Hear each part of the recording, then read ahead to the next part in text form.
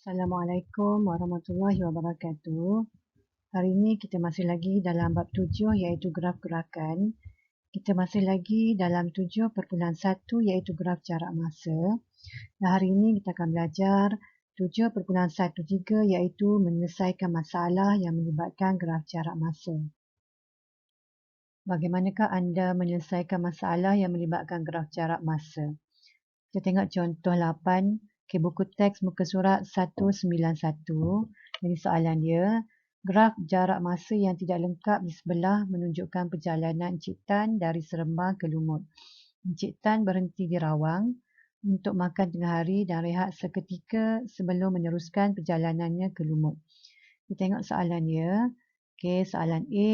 Jika laju purata kereta Encik Tan dari Seremban ke Rawang ialah 66.2/3 km per jam, dihitung jarak di antara Seremban dengan Rawang dalam kilometer.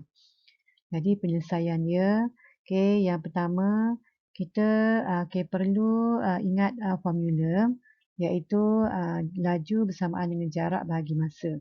Jadi kita hendak hitung jarak, kita nak mencari jarak, maka jarak bersamaan dengan laju darab dengan masa. Laju telah diberikan dalam soalan, manakala masa kita perlu cari dalam graf jarak masa. Kamu perhatikan graf ini, perjalanan di antara Seremban ke Rawang mengambil masa iaitu 1.5 jam.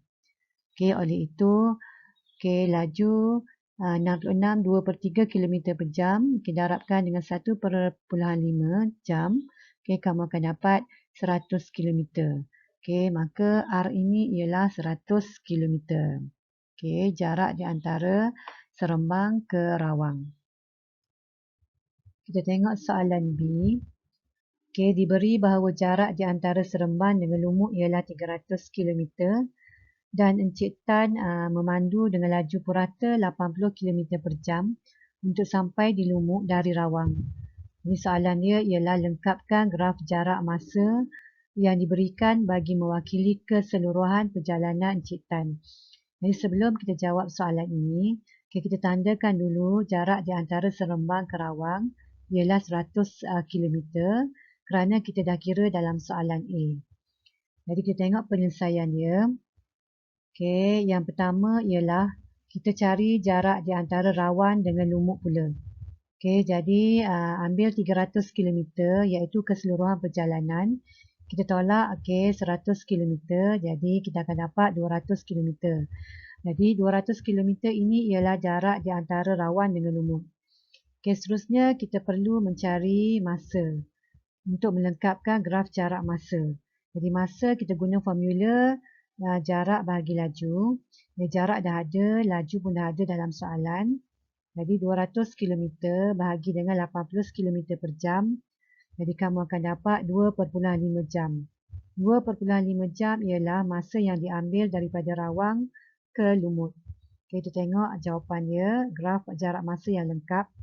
Daripada Seremban ke Rawang.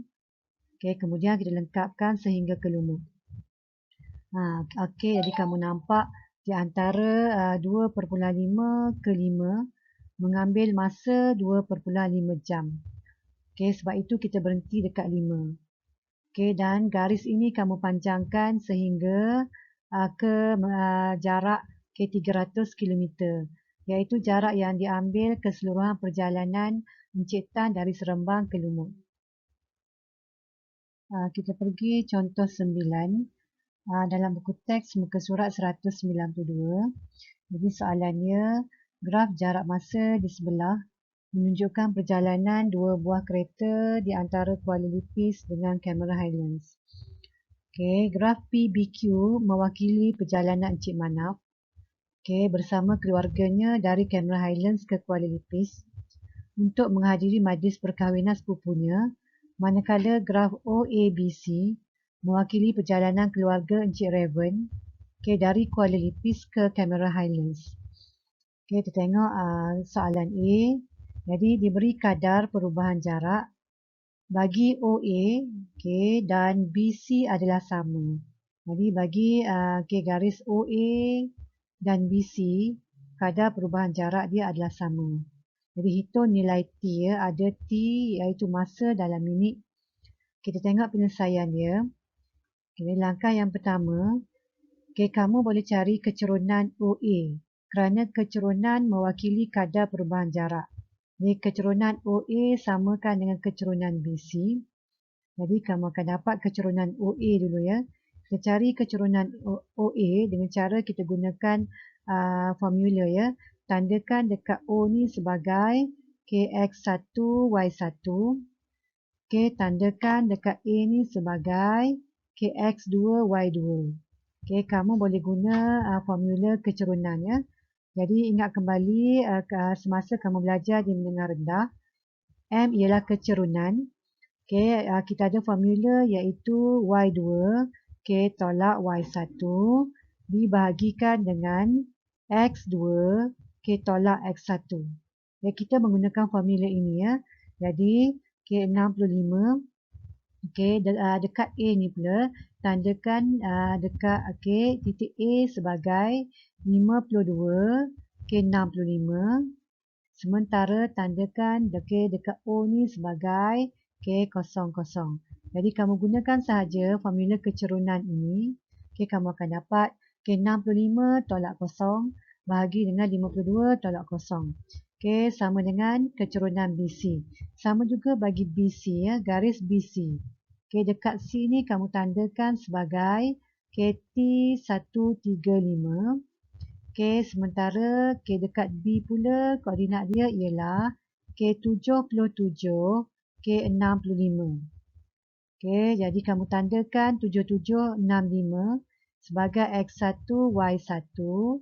Yang ni pula kamu tandakan sebagai X2 Y2. Jadi kamu gunakan formula Y2 tolak Y1 dibahagikan dengan X2 tolak X1. Jadi kamu akan dapat begini ya. Seterusnya kamu selesaikan 65 per 52 samakan dengan 70 per dengan T tolak 77. Jadi kamu boleh buat darab silang. Akhirnya kamu akan dapat masa ialah 133. Jadi T untuk soalan A bersamaan dengan 133 minit. Kita tengok soalan B. Laju purata perjalanan Encik Manaf ialah 72 km per jam. Hitung beza masa dalam minit kedua-dua perjalanan untuk sampai di destinasi masing-masing. Kita tengok penyelesaian dia. Yang pertama, kamu dah tahu dah jumlah masa perjalanan Encik Raven iaitu 133 minit yang kita kira dalam soalan A. Maka kita perlu mencari jumlah masa perjalanan Encik Manaf dalam minit.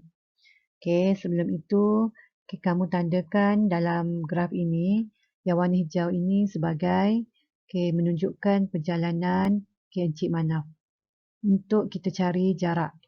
Jadi seterusnya kita akan gunakan formula masa bersamaan dengan jarak dibahagikan dengan laju.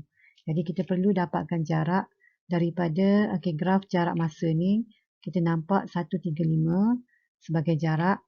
Jarak dibahagikan dengan laju.